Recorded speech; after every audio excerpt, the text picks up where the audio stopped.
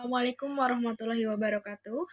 Pada kesempatan kali ini kita akan sama-sama belajar mengenai materi protista. Nah, di sini kita sama-sama dapat melihat adanya gambar penampakan dari puding.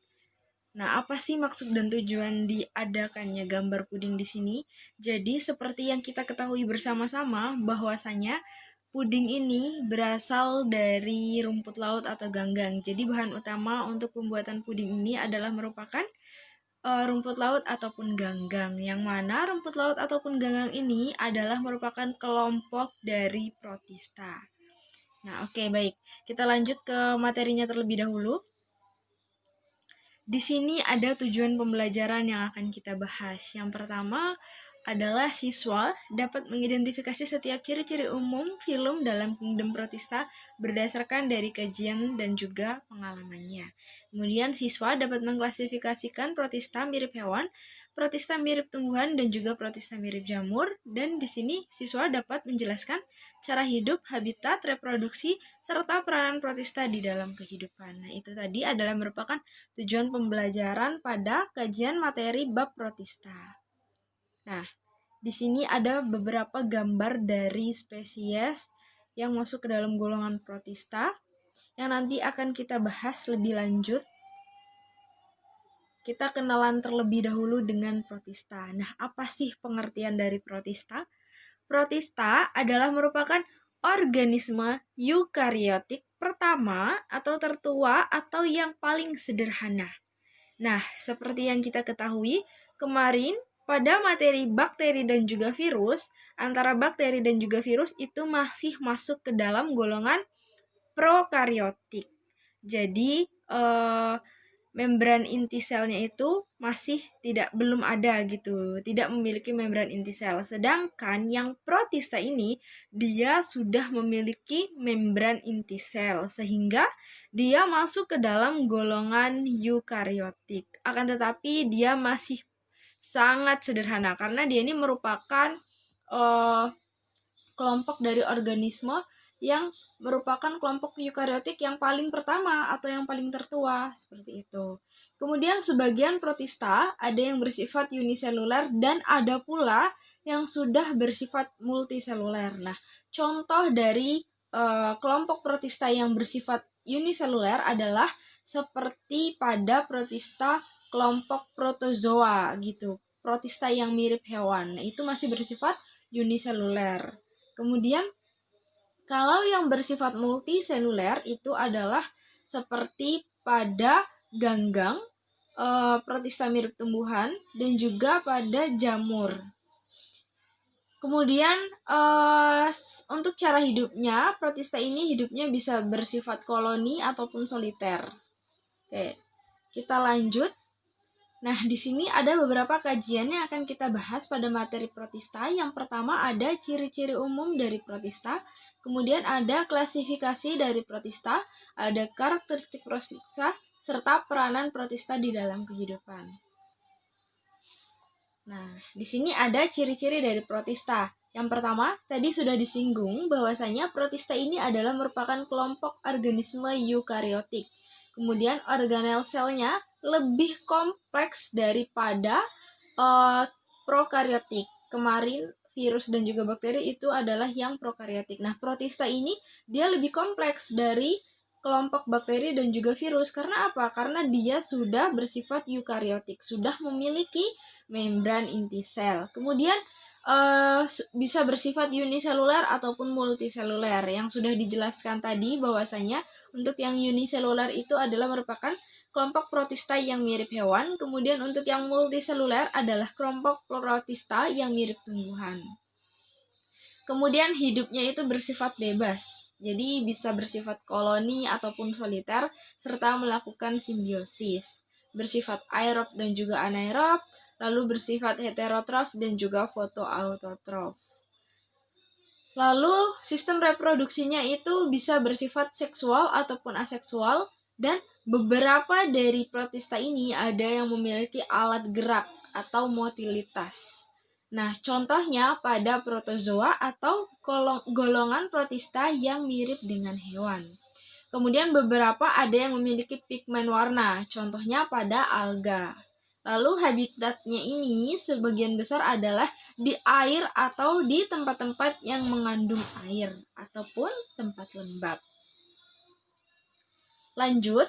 Nah, di sini protista ini diklasifikasikan menjadi 3. Tadi sudah disinggung bahwa ada protista mirip hewan atau dengan kata lainnya adalah protozoa, kemudian ada protista mirip tumbuhan atau alga, kemudian ada protista mirip jamur. Baik, kita bahas satu persatu. Yang pertama di sini adalah golongan protista mirip hewan atau protozoa.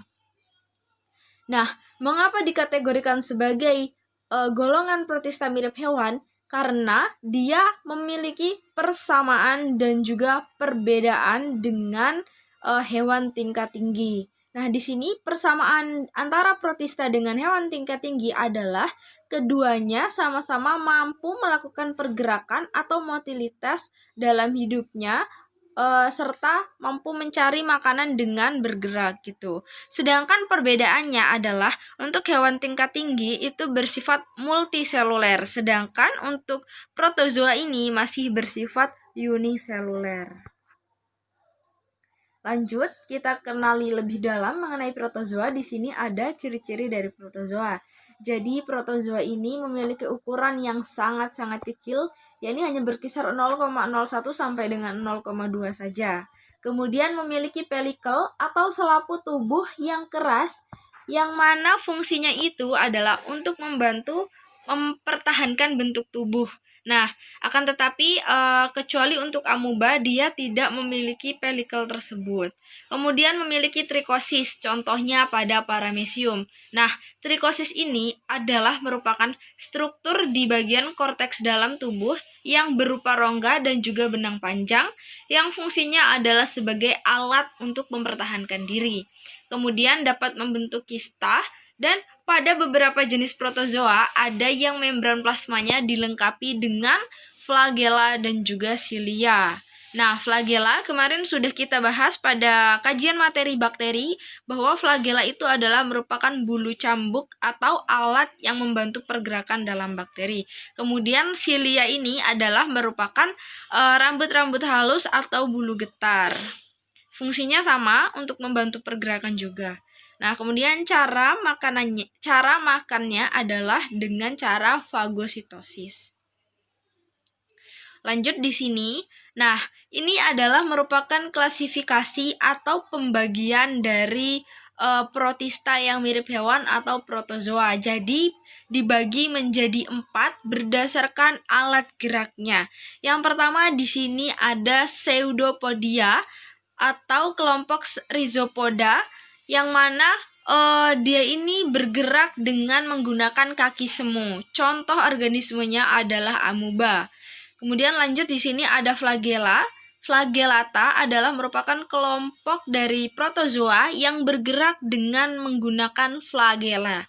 Sesuai dengan namanya flagellata, maka bergeraknya dengan menggunakan flagella. Nah, flagellata ini juga dibedakan menjadi 2, yakni ada phytoflagellata dan juga euflagellata. Nah, phytoflagellata ini adalah merupakan kelompok flagellata yang mampu untuk memproduksi makanannya sendiri. Lanjut di sini ada dari kelompok ciliata atau jadi ciliata ini adalah merupakan kelompok dari protozoa yang bergeraknya ini dibantu dengan silia atau rambut getar. Contohnya adalah pada paramecium. Lalu yang terakhir di sini adalah yang non-motil atau tidak melakukan pergerakan. Contohnya adalah sporozoa. Nah, akan tetapi, untuk yang sporozoa ini, meskipun dia tidak memiliki alat pergerakan, dia tetap dapat berpindah dari satu jaringan ke jaringan yang lainnya. Nah, bagaimana cara bergeraknya? Itu adalah dengan mengikuti arus aliran darah dari dalam tubuh inangnya. Seperti itu. Lanjut, di sini yang pertama kita bahas satu persatu dari keempat kelompok untuk sporozoa itu tadi. Yang pertama di sini ada ciliata. Jadi ciliata ini sesuai dengan namanya adalah merupakan organisme yang bergerak dengan dibantu oleh adanya silia atau rambut-rambut getar. Nah, ini masih bersifat uniseluler dan dia memiliki dua inti sel, yakni mikronukleus yang mana berfungsi sebagai alat reproduksi seksual pada reproduksi konjugasi, dan juga makronukleus yang mana fungsinya itu adalah sebagai sintesis RNA, kemudian mengatur pertumbuhan, dan juga sebagai alat reproduksi aseksual pada pembelahan biner. Kemudian, siliata ini juga memiliki dua vakuola, yakni yang pertama di sini ada vakuola makanan atau food vacuole dan juga vakuola kontraktil. Lalu memiliki oral groove atau sitoplasma, atau dengan kata lain adalah rongga mulut yang mana fungsinya sebagai jalur masuknya makanan. Nah, lanjut di sini ada struktur, fungsi, dan juga ini ada struktur dan juga fungsi dari tubuh siliata. Di sebelah kanan ini ada tabel mengenai struktur tubuhnya dan juga fungsinya. Jadi kita bahas satu persatu di sini.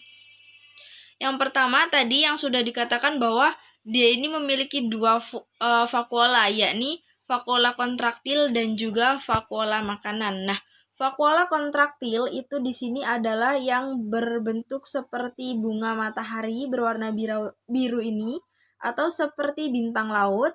Kemudian vakuola makanan itu adalah yang ini, food vacuole. Lalu dia memiliki oral groove yang mana itu berfungsi sebagai jalur masuknya makanan atau bisa disebut sebagai rongga mulut. Nah, ini dia oral groove. Lalu setelah oral groove, ketika makanan memasuki oral groove tersebut akan melewati gulet atau kerongkongan ini.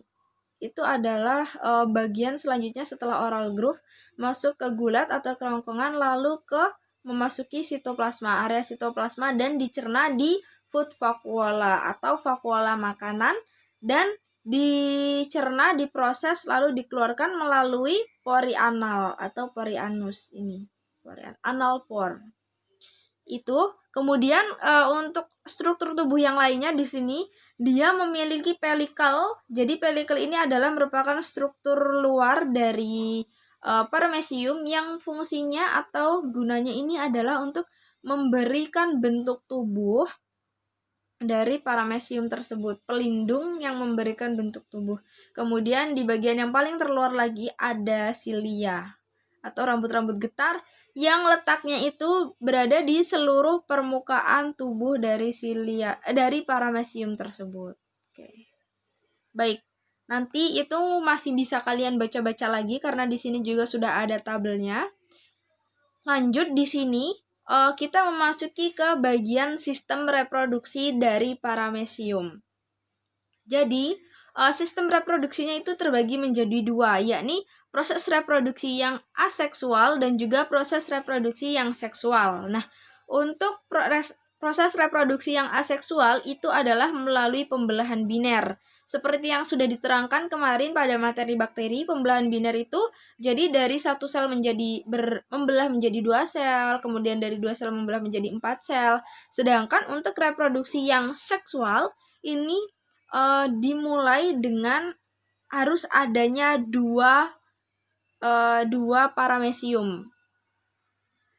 Jadi untuk proses reproduksi yang seksual ini membutuhkan dua paramecium. Nah, dua paramecium tersebut mula-mula saling berdekatan. Nah, jadi berdekatannya juga itu tidak berdasarkan kebetulan ya, melainkan mereka ini sudah sama-sama saling mengirimkan sinyal kimiawi gitu. Sinyal kimiawi yang menandakan bahwasanya mereka ini akan melakukan proses reproduksi. Nah, di sini setelah kedua paramecium tersebut sudah saling berdekatan, maka akan dilakukan proses reproduksi yang dimulai dengan hancurnya makronukleus, hampir keseluruhan bagian dari makronukleus tersebut, dan hanya tersisa satu mikronukleus saja. Nah, mana sih makronukleus dan juga mikronukleus? Ini dia. Jadi makronukleus ini adalah merupakan bagian dari nukleus atau inti sel yang lebih besar daripada mikronukleus ini. Ada bacaannya di sini makronukleus, kemudian ini mikronukleus. Jadi makronukleusnya itu mula-mula akan hancur secara keseluruhan dan hanya tinggal tersisa satu mikronukleus saja. Nah, setelahnya mikronukleus tersebut ini yang hanya satu tadi akan mengalami pembelahan yang melalui pembelahan meiosis. Jadi dari satu sel ini akan membelah melalui pembelahan meiosis menjadi 4 sel. Jadi di sini kita bisa lihat tanda panahnya menuju ke sini dan di sini sudah terdapat 4 mikronukleus. Kita namakan untuk yang ini, yang sebelah kiri adalah paramecium A, kemudian yang ini adalah paramecium B yang sebelah kanan. Setelah menjadi 4 mikronukleusnya, lalu ketiga dari mikronukleus tersebut akan mengalami yang namanya itu gugur atau kata lainnya, mengalami tereduksi. Jadi 3 dari 4 mikronukleus tersebut akan tereduksi dan hanya tersisa 1 mikronukleus saja. Jadi ketiga tadi akan mati, tereduksi dan tersisa 1 mikronukleus. Lalu 1 mikronukleus tersebut akan mengalami pembelahan dengan proses pembelahan mitosis. Jadi dari 1 membelah menjadi 2 sel. Nah, ini. Setelah membelah, kedua mikronukleus tersebut akan bertukar tempat. Jadi ini kan tadi yang sebelah kiri kita namakan sebagai paramecium A, sedangkan yang sebelah kanan adalah paramecium B. Dapat kita lihat di sini, mikronukleusnya yang paramecium A ini tidak berwarna atau masih kosong, sedangkan yang paramecium B ini yang lebih berwarna. Nah, ini hanya sebagai bentuk atau penanda saja, supaya nanti pada saat pertukaran di sini kita dapat melihat, nah ini sudah kombinasi. Jadi kan tadi kan di sini tidak berwarna. Setelah mengalami pertukaran di sini menjadi berwarna. Jadi yang kosong dengan yang hitam gitu. Sudah mengalami pertukaran antara mikronukleus dari paramecium A dan juga paramecium B. Setelah sama-sama saling menukarkan mikronukleus tersebut, maka selanjutnya mikronukleus yang sudah tertukar tersebut akan mengalami fusi gitu atau melebur menjadi satu. Dan jadilah mikronukleus yang rekombinan yang mana sudah mendapat donor mikronukleus dari masing-masing paramecium tadi gitu. Jadi di sini dia itu sudah melebur dan sudah menjadi satu. Dan materi genetiknya sudah rekombinan. Lalu selanjutnya mikronukleus yang telah melebur menjadi satu tersebut akan melakukan pembelahan. Jadi akan melakukan pembelahan secara mitosis dan menghasilkan 8 mikronukleus di sini. Lalu yang keempat dari 8 mikronukleus tersebut akan berperan menjadi makronukleus.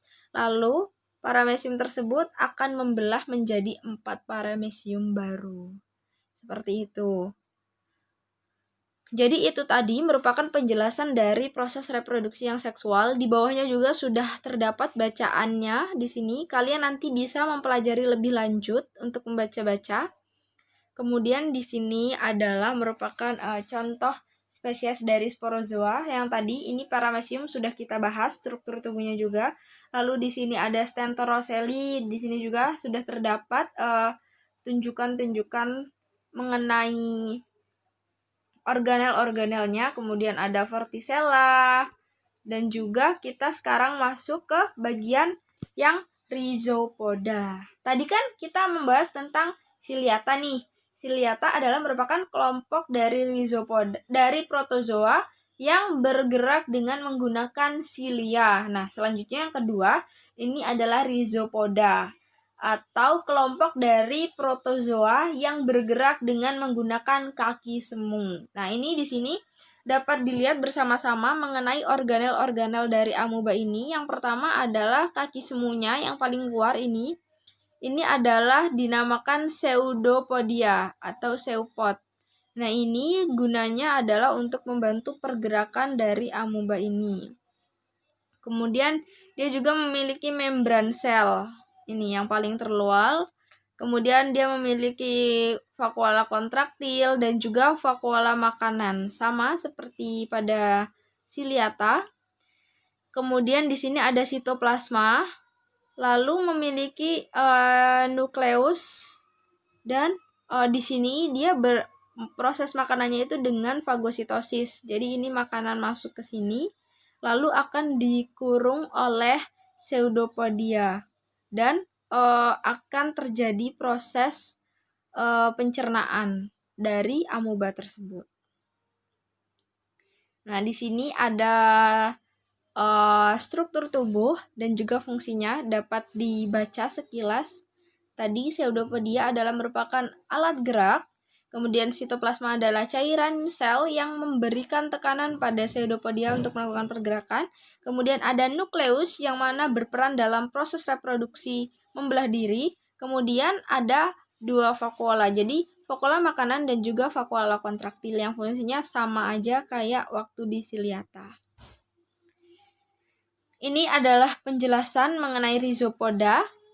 Rhizo artinya akar, kemudian podos artinya kaki. Nah, alat bergeraknya dengan menggunakan pseudopodia. Ingat-ingat bahwa rhizopoda ini adalah merupakan kelompok dari protozoa yang bergerak dengan menggunakan kaki semu atau pseudopodia. Kemudian memiliki satu nukleus saja. Kemudian memiliki dua vakuola, yakni vakuola kontraktil dan juga vakuola makanan, lalu memiliki dua sitoplasma, jadi ektoplasma dan juga endoplasma. Lalu mampu membentuk kista. Nah, untuk habitatnya sendiri, amoeba ini kebanyakan hidupnya itu bebas di alam, baik itu di air, tanah yang lembab, dan juga bisa bersifat parasit pada manusia dan juga hewan. Ini adalah merupakan proses makan amoeba yang tadi sudah dijelaskan bahwa amoeba itu makan dengan cara fagositosis.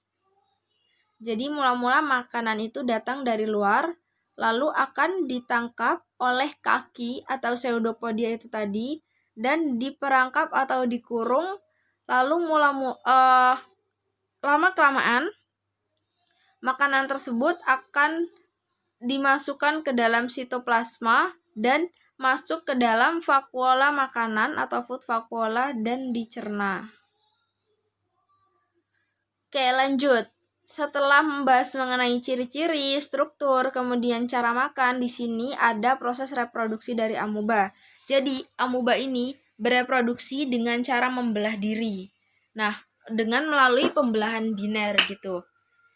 Tadi dikatakan bahwasanya amoeba ini tidak memiliki pelikel atau yang memberikan bentuk tubuh. Nah, dikarenakan pada saat proses reproduksi ini, amoeba yang tadinya bentuknya menyerupai bintang laut atau menyerupai bintang, dia pada proses reproduksi ini struktur tubuhnya itu akan memulai untuk membulat gitu. Nah, setelah membulat, inti selnya itu tadi akan mengalami elongasi atau pemanjangan.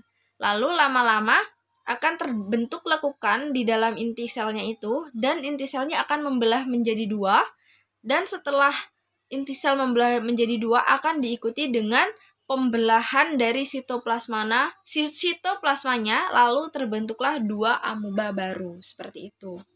Saya rasa untuk penjelasan pembelahan biner ini semuanya sudah paham karena pada bakteri juga sudah dijelaskan. Selanjutnya di sini adalah merupakan contoh-contoh spesies dari Rhizopoda atau Sarcodina. Ini ada Entamoeba gingivalis, kemudian ada Diflugia, ada Helizoa, seperti itu. Lalu di sini kita akan masuk ke bagian sporozoa. Bagian yang ketiga, sporozoa ini adalah merupakan kelompok dari protozoa yang non-motil atau tidak melakukan pergerakan. Lanjut di sini. Nah, kita kenal lebih dekat dengan sporozoa. Nah, sporozoa ini secara keseluruhan hidupnya ini bersifat parasit pada inangnya, baik pada manusia ataupun hewan. Kemudian dia tidak memiliki alat gerak, akan tetapi mampu untuk berpindah dari satu jaringan ke jaringan lainnya di dalam tubuh inangnya melalui peredaran darah dari inang tersebut. Kemudian memiliki sebuah nukleus, akan tetapi tidak memiliki vakuola kontraktil. Lalu dapat membentuk sista dan juga dinding tebal pada saat berada di dalam usus vektor ataupun hewan perantara.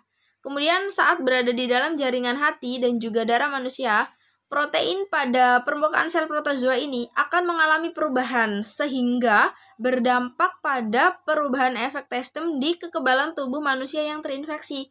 Itulah mengapa pada saat manusia terserang oleh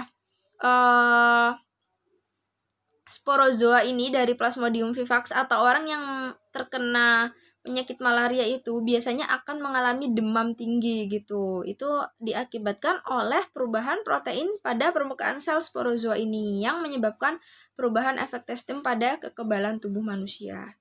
Kemudian reproduksinya itu dibagi menjadi dua. Reproduksi aseksual, yakni pembelahan biner, nanti dia ada pada tahap pada saat berada di jaringan tubuh manusia, dia melakukan tahap reproduksi yang aseksual. Sedangkan reproduksi yang seksual itu terjadi ketika dia siklus hidupnya masih di dalam jaringan tubuh nyamuk, seperti itu. Lanjut di sini, ini adalah merupakan beberapa contoh spesies dari sporozoa. Di sini ada Plasmodium vivax, Plasmodium falciparum, Plasmodium malariae, kemudian ada Plasmodium ovale dan juga Toxoplasma gondii. Masing-masing bisa kalian baca di sini. Dia itu menyebabkan penyakit malaria. Lanjut. Nah, ini tadi yang saya katakan bahwasanya proses reproduksi dari sporozoa ini terbagi menjadi dua, yakni proses reproduksi yang seksual dan juga proses reproduksi yang aseksual. Nah, untuk proses reproduksi yang seksual itu ada di dalam jaringan tubuh nyamuk. Nah, yang pertama di sini, setelah nyamuk menghisap darah manusia, mikrogametosis akan berkembang menjadi mikrogamet atau gamet jantan, dan juga makrogametosis akan berkembang menjadi makrogamet ataupun gamet betina. Jadi ada dua gamet. Terdapat dua gamet pada saat dia berada di dalam tubuh nyamuk nih. Ada dua gamet, yakni gamet jantan dan juga gamet betina. Lalu, di dalam saluran pencernaan nyamuk, mikrogamet dan juga makrogamet tadi akan melakukan fertilisasi. Fertilisasi artinya adalah pembuahan, yang mana dari fertilisasi tersebut akan menghasilkan zigot yang diploid yang dinamakan sebagai ookinet. Nih, dia melakukan pembuahan nih di sini fertilisasi dan menghasilkan ookinet. Lalu ookinet tersebut akan masuk ke dalam dinding usus dari nyamuk tersebut nih. Lalu akan membentuk kista. Di dalam kista ini zigot tersebut akan berkembang menjadi sporozoid nih. Lalu ini kan tanda panahnya menuju ke depan ya. Kita lihat, kita ikuti tanda panahnya. Dari kista tersebut setelah menjadi sporozoid, dia akan masuk ke dalam jaringan ludah, kelenjar ludah dari nyamuk tersebut nih. Dia akan berpindah ke dalam kelenjar ludah dari nyamuk tersebut. Lalu dia akan masuk ke dalam jaringan tubuh manusia bersamaan ketika nyamuk tersebut menggigit manusia. Nah, setelah dia masuk ke dalam jaringan tubuh manusia, maka dia akan masuk ke dalam sistem peredaran darah dari manusia dan masuk ke dalam sel-sel hati, lalu berkembang biak dalam sel hati tersebut dengan cara pembelahan biner atau dengan proses reproduksi yang aseksual dengan membentuk merozoid dan menjadi merozoid gitu. Lalu ketika dia sudah menjadi merozoid tersebut akan menyerang sel-sel hati yang lainnya nih. Dia akan menyerang sel-sel hati yang lainnya. Yang awalnya tadi hanya satu sel saja yang terinfeksi, setelah dia menjadi merozoid, dia akan menyerang sel-sel hati yang lainnya gitu. Jadi akan semakin banyak sel hati yang terjangkiti oleh merozoit tersebut. Dan merozoit ini dapat menyerang sel darah merah ataupun tropozoit dan melalui proses reproduksi aseksualnya, merozoit ini akan terbentuk sebanyak ribuan dan menyebabkan pecahnya sel darah merah dari jaringan hati tersebut. Nah, itu tuh sekitar inkubasinya tuh sekitar 2 hari atau 48 jam. Pada saat pecahnya sel darah merah tersebut, maka akan menimbulkan gejala pada pengidap atau penderita malaria. Jadi penderita malaria itu biasanya akan mengalami demam sekitar setelah 2 hari inkubasi. Nah, lalu setelahnya ini, sebagian merozoit di dalam sel darah merah akan dapat melakukan pembelahan dan membentuk gametosis jantan serta gametosis betina nih. Dia setelah melakukan pembelahan akan dapat menjadi gametosis jantan dan betina. Lalu gametosis jantan dan juga gametosis betina itu tersebut akan dapat terhisap kembali oleh nyamuk ketika nyamuk tersebut menggigit manusia yang sedang terkena penyakit malaria tersebut, sehingga nyamuk tersebut berpotensi untuk menularkan penyakit malaria tersebut ke manusia berikutnya, seperti itu. Makanya dikatakan bahwa nyamuk ini adalah merupakan perantara yang dapat menyebabkan penyakit malaria.